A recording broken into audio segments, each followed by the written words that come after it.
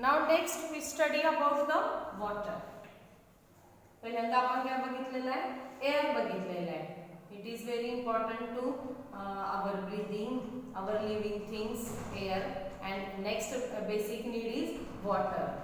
Means importance of water. First I read, observe how much water is used for what purposes in your household day. म्हणजे रोजच्या वापरामध्ये आपण water किती use करतो आणि किती अनवॉन्टेड वॉटर आपण यूज करतो की ज्याचा आपल्याला उपयोग नसताना ते सगळं वेस्ट जातं. And record it to chart like a one shown here and discuss the data in the class and divide the total amount of water of your house by number of persons. मग प्रत्येक जण आपल्या family member मध्ये प्रत्येक जण केवढं water use करतात त्याचा एक चार्ट बनवायचा. Purpose for water is use for bathing, brushing, mopping, cleaning, drinking, cooking. किती जण किती वॉटर यूज करतात त्याचा प्रत्येकानं आपापल्या नेमचा एक चार्ट तयार करायचा. Amount of water in litre, प्रत्येकानं किती वॉटर यूज केलं.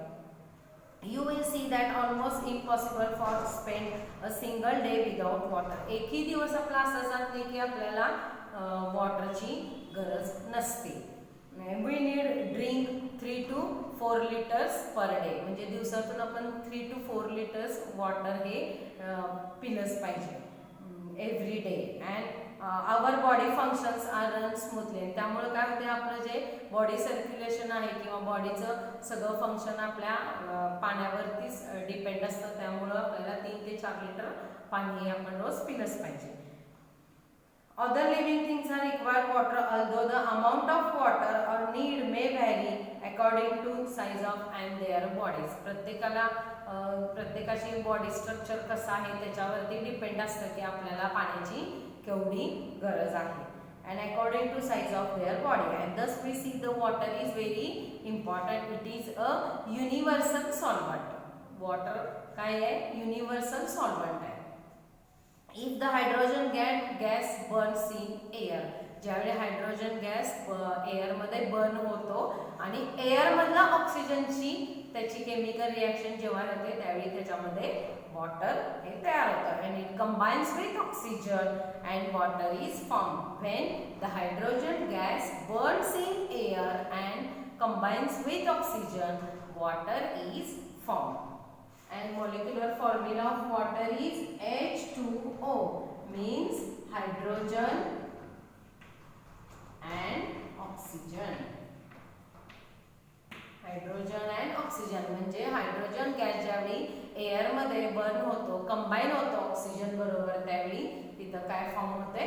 वॉटर फॉर्म होते. And observe and discuss.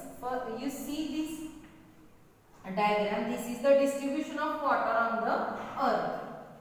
अर्थ वरती वॉटरचं डिस्ट्रीब्युशन कसं असतं?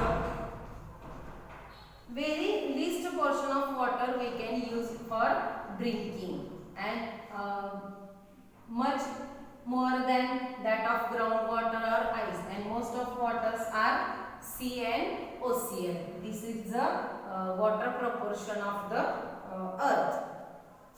In nature, water occurs in 3 states. Water does not having any color, taste. Water ला कुठलाही कलर नसतो, waterला कोणतीही टेस्ट नसते. It is a transparent liquid.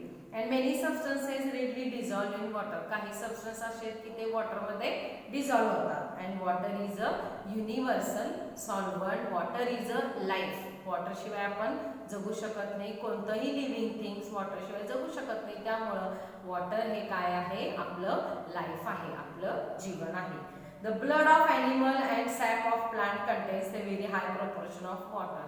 ॲनिमलच्या ब्लडमध्ये किंवा लिव्हिंग थिंगच्या ब्लडमध्ये वॉटरचं इम्पॉर्टंट रोल आहे. It is the high proportion of water and no living things can survive without water. कुठलंही लिव्हिंग थिंग्स वॉटर शिवाय जगू शकत नाही. No living things will not survive and therefore it is a water is a life. Water is available on the earth. And आता मग काय आहे की वॉटरचं प्रपोर्शन कसं आहे अर्थ वरचं? तर sea and ocean waters these are the 97% on earth. Ground water and ice, it is a 2.7% on the earth, and water available for drinking is only 0.3%. Means in 100%, 97 waters are in sea and ocean, and these waters are salty water. We cannot drink this water. Only for drinking water, 0.3% waters are available for drinking, and 2.7 waters available for groundwater and or in form of the ice. These are the proportion of water available on the earth. And we can see all the water on the earth becomes a sea water is a salty, and some waters in the frozen state. काही waters असतं की ते ice state मध्ये, frozen state मध्ये असतं, त्याचा ice झालेलं असतं. A very small quantity of water is available for drinking, and yet enough all the living things which are necessary for water drinking, and that proportion is very least. Means बघा आता पृथ्वीवरती जर आपल्याला पिण्यासाठी पाणी फक्त 0.3% आहे, म्हणजे वॉटर किती जपून वापरायला पाहिजे, होय की नाही. ड्रिंकिंग वॉटर फारच कमी प्रमाणात आहे, त्यामुळे हे जपून वापरायला हवं. See in this picture, for this purpose water being used, and do the other living things are water like we do. In this picture, इथं काय काय या पिक्चर मध्ये दिसते, we can use the water large quantity, and we have learned that water on the earth is regulated by the water cycle.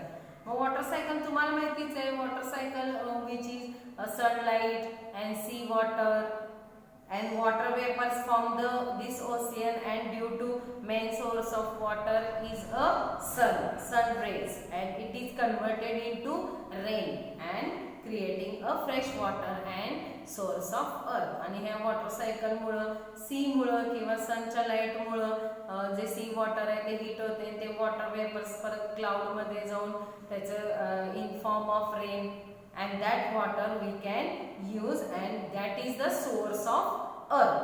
And we can water the natural source such as stream, river, ponds, springs and lakes. हे सगळं पाणी आपल्याला कुठून मिळतं, झरे, नदी, विहिरी यापासून आपल्याला हे सगळं पाणी मिळतं. Man also dig wells and borewells. माणूस काय करतं बघा, विहिरी पण खणलेल्या असतात, बोर काढलेलं असतं टू लिफ्ट ग्राउंड वॉटर, म्हणजे जे लँडमध्ये ग्राउंडमध्ये वॉटर खाली